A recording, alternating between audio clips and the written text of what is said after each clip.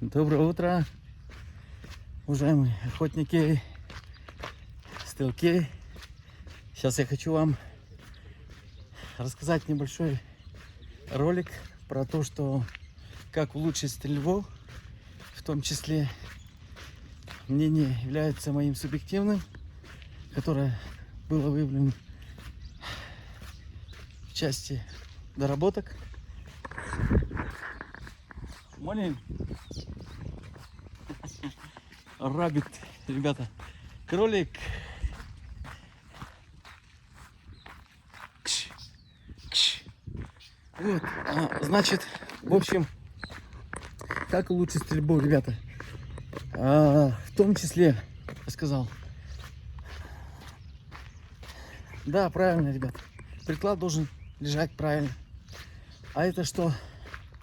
Самое основное, ребят. Почему человек мажет, особенно это касается стрелков, нас, стендовиков, те, которые много стреляют, это только, ребята, в основном за одной причины, когда неправильный приклад и когда шея очень часто разгибается. Я несколько лет назад, не знаю, может быть 7-8 лет назад, помню, у меня были глаза, красные глаза, ну то есть этот зрачок, и снаружи вены выходят. Я думаю, ух ты, что это у меня такое? Несколько дней вот так вот не проходит. Представляете, я так увлекся соревнованиями. И было такое, честно. Я посмотрел в YouTube причину того, что зрачок становится красным. И это стало причиной, виной тому, что я мало пил воды, ребят. Потому что я сразу же, посмотрев YouTube, куда я пошел? Я взял стакан, налил воды и выпил. Нет, этого было мне мало. Нет, я не стакан, ребята, выпил. Я купил воду, когда я проезжал возле ларька. И представляете, с полторушки я засадил половину сразу же. Ах, вот она в чем дело.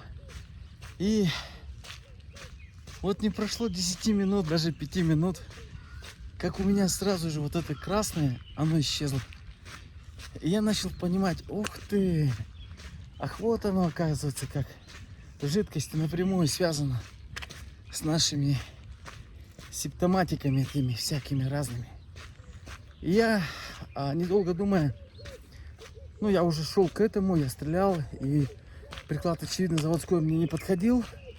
И все время, ребята, после стрельбы было такое, что, ну, не знаю, как у вас, наверное, у вас такого нет, но у меня было такое, что, ну, не всегда было такое, но мишень как будто двоилась, ребята.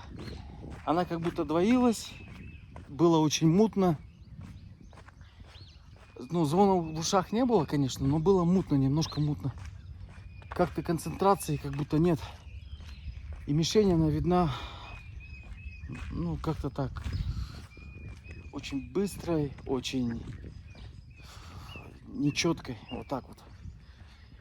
И вот, ребята, начал выяснять, почему. И оказалось, то, что у меня шея, ребят, только шея согнута.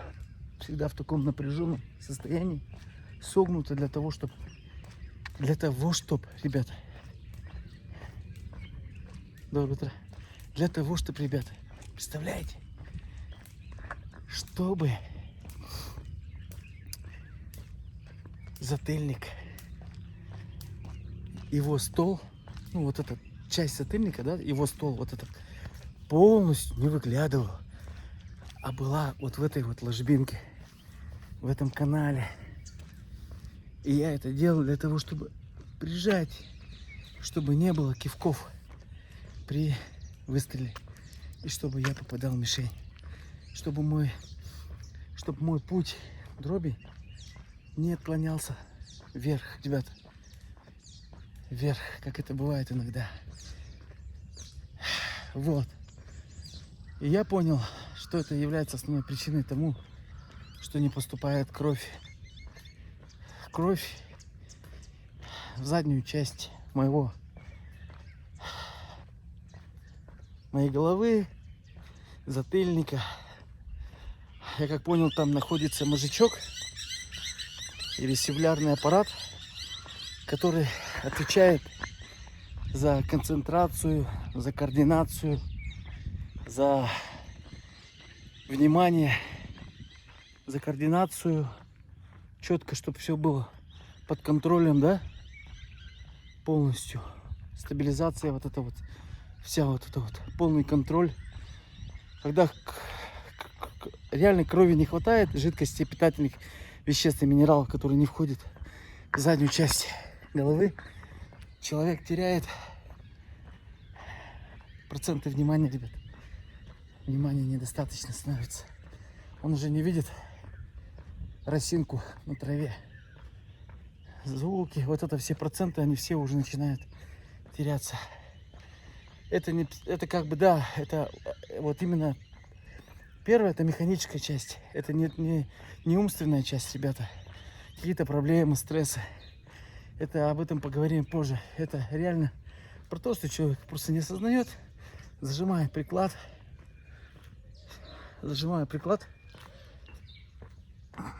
Вот попробуйте даже шею взять. Вот так вот держите ее 30 минут. Может, у кого-то будет, ну, сразу некомфортно.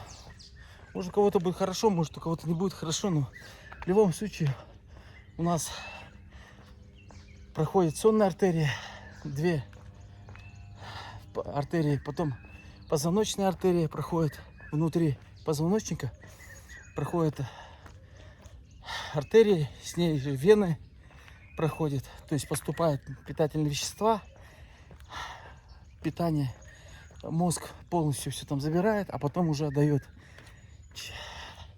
через этот синее, красное поступает, синее отдает. Вот, ребята, такое было видео для того, чтобы вы понимали, что как важно, чтобы шея была желательно прямой при прикладе. И затыльник, вот эта часть затыльника полностью соприкасалась, не выглядывала с плеча, а была полностью здесь. И при этом человек, приклад настроен так, чтобы он не сильно нагинал, не сильно загинал свою шею, закрывая канал и путь притока жидкости и крови. Некоторые стрелки, они говорят, что шея — это вторые глаза. Не знаю, как это было для меня. Первое время я это не воспроизвел, не понял. Но потом уже со временем начал это понимать. Когда начал стрелять и приобретать опыт. Ну что, друзья, всем всего хорошего. Надеюсь, я не сильно вас загрузил этим роликом. Ставьте лайк, подписывайтесь. До скорой встречи.